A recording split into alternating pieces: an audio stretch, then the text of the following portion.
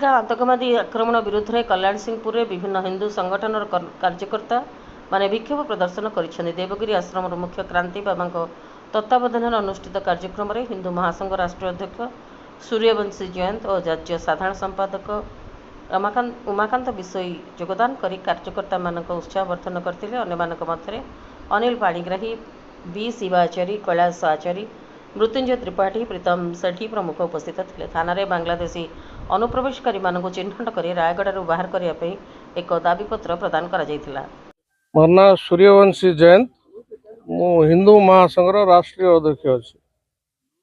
जो आतंकवादी हत्या घटना माने को भले निंदा कर देखंतु जो भली भाव रे हिंदू मानकर उपरे पहलगाम रे सिमाने आक्रमण कले यह प्रमाण करदेला जे सेमाने हिंदू मान सहित मिलमिशिक रहा चाहूना एभली बारंबार सेमाने प्रमाण करुछंती जे आमे हिंदू मानकर सहित मिलमिशि रही पारिबु नहीं। अतीत रे कोनोसी ना कोनोसी कारणरू हिंदू मानकर उपरे गुटे जोर जबरदस्ती विभाजन को लदी दिया जाइथिला, सेमान को पाकिस्तान दिया ही थिला। तथापि सेमाने संपूर्ण भारत को दारुले इस्लाम करिया पई, संपूर्ण इस्लामिक राष्ट्र करिया पई ए प्रकार षडयंत्र बारंबार करुछंती। आतंकवाद घटना यह प्रथम नुहे। आपण पुलवामा देखंतु, पहलगाम देखंतु, एबे जो मुर्शिदाबाद रे हिंदू मानकर ऊपर अत्याचार देखंतु, सेमाने बारंबार प्रमाण करुछंती जे हिंदू मानकर सहित सेमाने मिलिमिशि रही पारिबे नहीं। वर्तमान हिंदू आ सह्य करबा मूड रे नहीं। जे जो भाषा बुझबो तार भाषा रे जवाब देवा पे हिंदू प्रस्तुत ही सारिछि। आमे आत्मरक्षा पे इथर प्रस्तुत अछु। जदि देश और धर्म उपरे आक्रमण हेबो तार प्रति उत्तर प्रत्येक हिंदू निश्चित भाव रे शिवाजी भली शिवाजीर जो विचार थिला सिडी अनुप्राणित ही देवा पे आमे प्रस्तुत संपूर्ण भाव रे अछु। 26 जन मृत्युवरण करछंती, तांका परिवार कोन कहब चाहंती? निश्चित भाव रे यह आमर पे एक अपूरणीय क्षति। ए क्षति तो सह्य करी हेबो नहीं। केंद्र सरकार पाखरे आमर निवेदन रहिबो संपूर्ण दृढ़तार सहित आर प्रतिशोध नियंतु। जते दिन पर्यंत पाकिस्तान रहिबो आमर भारत केबे भी शांति रे रही पारिबो नहीं। 26 बदल रे 400 आमर आवश्यकता अछि। आतंकवादी मान को संपूर्ण लॉक करंतु।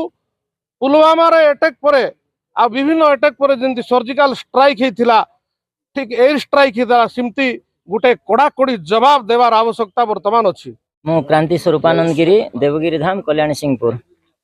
कार्यक्रम होउची काश्मीर रे जेउ भली भाव रे हिंदू मान को निर्मम हत्या करा जायछि ता विरुद्ध रे वर्तमान आज आमे कल्याण सिंहपुर रे समस्त हिंदू भाई माने मिसी तार विरोध करिया पई रैली टी करछु।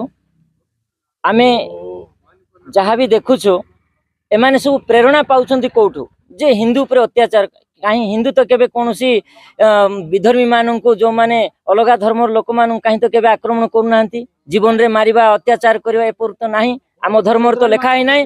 किंतु कुरान रे जो लेखा हिची एमानन को मारो, जोठी भी काफिर अछंती कष्ट देकी मारो, सेठु से माने प्रेरणा पाउछंती।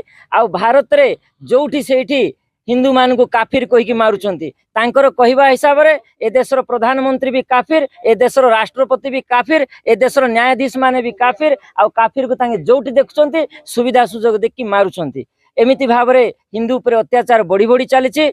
एहार स्थायी समाधान पई वर्तमान सरकार जिम्मेदारी नियंतु। समूल नष्ट कले भल हेबो, गोबर गदा हटै देबा भल हेबो। मशा माछी को मारिकी किछि फायदा नाही। गोबर गदा ही ए देशरु हटै देबा दरकार। नवरंगपुर जिला पापड़ाहांडी उमाकांत विषय रिपोर्ट प्राइम टीवी ओडिया।